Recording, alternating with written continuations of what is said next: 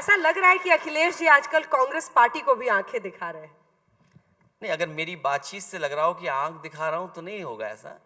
मैंने कोशिश की है कि अपनी बात को रखूं और कांग्रेस को कोई आंख नहीं दिखा रहा। कांग्रेस ने परिणाम देख लिया है, अब सबको साथ लेके चलेंगे। आपको बुरा लगा था जब कमलनाथ की तरफ से इस तरह के शब्द बोले गए थे? आप पूर्व मुख्यमंत्री हैं और आपको लोग देश में जानते हैं, लेकिन कांग्रेस ने जिस कैलस तरीके से गठबंधन को एमपी में हैंडल किया, मतलब लापरवाही के साथ, वो आप बार बार उस पर इशारा कर रहे हैं कि वो भारी पड़ा। वो बात खत्म हो गई है। अब बात इंडिया के गठबंधन की है। वो प्रदेश के चुनाव खत्म हो गए, वो बात अब खत्म हो गई। अब अगली लड़ाई क्या है, अगली परिस्थितियां क्या होंगी, उस पर हम लोग विचार कर रहे हैं। उसके बाद कमलनाथ जी से बात हुई आपकी? मेरी बात नहीं हुई।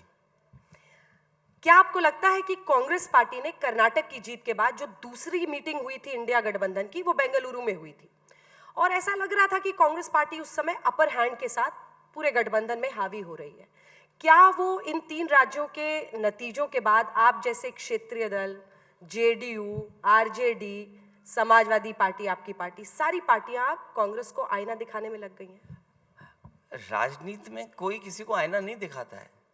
जनता सर्वोपरि है। जनता जो चाहती है वो बात हम लोग को कहना पड़ेगा।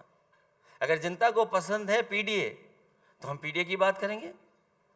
जो जनता को एक जमाने में अच्छे दिन पसंद थे, लेकिन वो कथनी थी, वचन नहीं था।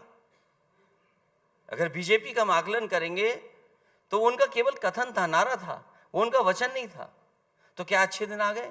मैं परिणाम दूसरी तरीके से देखता हूं। और जैसा मैंने पहले कहा, तेलंगाना में उम्मीद नहीं थी, लेकिन परिवर्तन हुआ। मध्य प्रदेश में क्योंकि भाजपा की सरकार थी, अगर कांग्रेस पार्टी ने साथ ले लिया होता तो परिवर्तन और परिणाम दूसरे होते। राजस्थान में परिवर्तन हुआ है, छत्तीसगढ़ में परिवर्तन हुआ है। तो ये चुनाव का संदेश परिवर्तन का है। और जहां तक जाति गणना का सवाल है, क्योंकि आप कांग्रेस पार्टी के लेकर के कह रहे हैं, इस देश की जनता, जो जागरूक लोग हैं, वो ये जानते हैं कि जाति गणना अगर किसी ने रोकी थी तो वो कांग्रेस पार्टी ने रोकी थी। कांग्रेस पार्टी अगर चाहती तो आज़ादी के बाद जाति गणना होती रहती। जो मंडल कमीशन बनाया वो 1931 के जो आंकड़े थे उसको लेकर के हुआ है।